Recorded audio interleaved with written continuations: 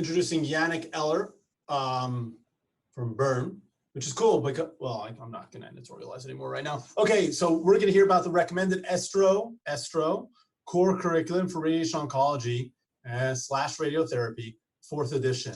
And Yannick, please tell us. Yeah, thank you very much for the kind introduction. Actually, I'm junior faculty, but I work in Switzerland, but I originate from Chicago myself. So back in the day when I was a kid, I know the city, and I'm happy to be back to ROECSG because last time I wasn't able to attend. Yeah, thank you for giving me the opportunity to speak again at the Spring Symposium. So some of you may remember from 2018 when I presented in person, but then I had a hard time after having had an accident, so I'm much better now. And I've got no disclosures to make, but I seem to have erased my my slide for that last minute, same as my acknowledgements in the end. So I'd like to take the opportunity to thank the collective who collaborated for this piece of work I submitted. First and foremost, Dr. Vincent from Cheltenham, or Kim, putting all of the group's documents together and spearheading the publication for the Green Journal, as you can see. And I was actually allowed to not only make the acquaintance of so many competent and remarkably interesting colleagues, but also to make friends not only in Europe, I still keep in contact with. Talking about which, besides this work, was a milestone in my life, actually resparking my interest for medical education. I've been working as a lecturer myself since 2008. I was allowed to chair one of the 4 groups of this work specializing in entrustable professional activities.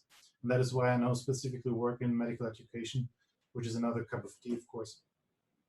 So when we firstly convened for the ESTRO CC revision in October 2017 for the workshop, we aimed to overcome challenges like including the different professions of our field. So there were different attendees as well as ESTRO lay staff present, and the opinions of many European countries. By the way, the United Nations says there's 44 countries in Europe, and we had the bigger 20 present there. And well, this doesn't seem to work.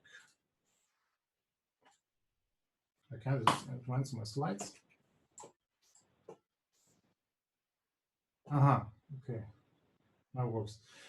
So the concrete aims of our revision were establishing the group, the comparable standards of training, making the movement across borders easier by providing national societies and politicians same improved standards, as well as, but last but not least, explain the non-medical expert role for our profession, for our specialization. So as I mentioned before, there were many influences to the revised CC up front and challenges we needed to rise to, like including expertise in surgical oncology, systemic therapy, that was a wish from the EU politics, and change the manager role to a leader according to the CanMed's revision.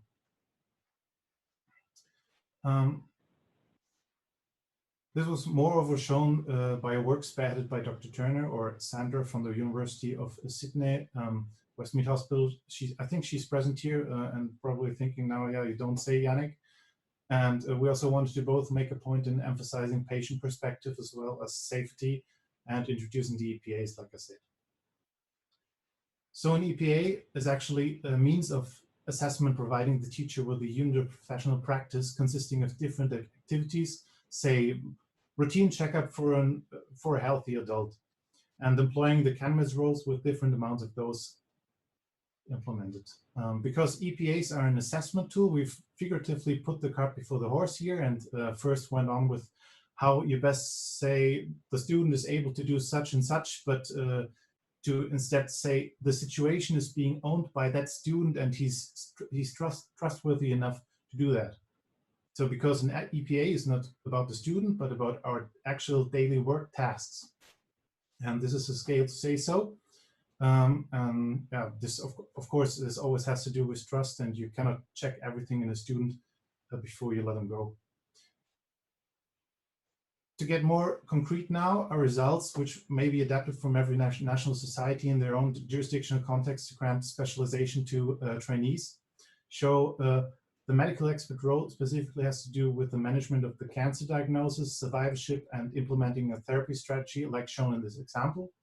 The latter can be split into how to contribute to MDT discussion, with staging of the cancer, applying research evidence, and so on. We come to the other roles, which, like I said before, were emphasized, but I cannot go into more detail here, and hope you understand the sense of it by example of the medical expert I just showed.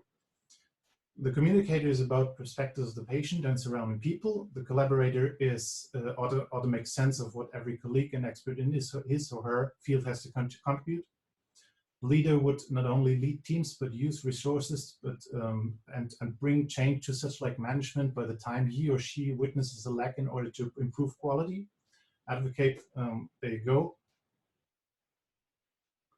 The scholar ensures a personal continued education of himself and others, and contributes to the knowledge base of his department. And the professional cares about work-life balance and demonstrates decent quality of care for the patients. As to what I said before, in such circumstances and with high challenges, we may have bent the meaning of EPAs a little and included levels of proficiency for specific tumor sites, using the Bloom classification of cognitive learning outcomes, going from 1, that's knowledge, via comprehension, application, that's 3, analysis, 4, creation, and 5, evaluation. So for instance, here at the end of training, a trainee should be able to create and or evaluate a treatment strategy for medical irradiation of prostatic cancer or NSCLC. Thus, I hereby arrive at what the latest ESTRO-CC is. It is structurally based on the CANMEDS framework. Both defines EPAs and identifies overall 14 of those. And that's a recommendation for minimum curriculum. So we try to keep the amount as little as possible, as well as the levels of proficiency in different tumor sites. I did not have the chance to elaborate any further as the time constraints, of course.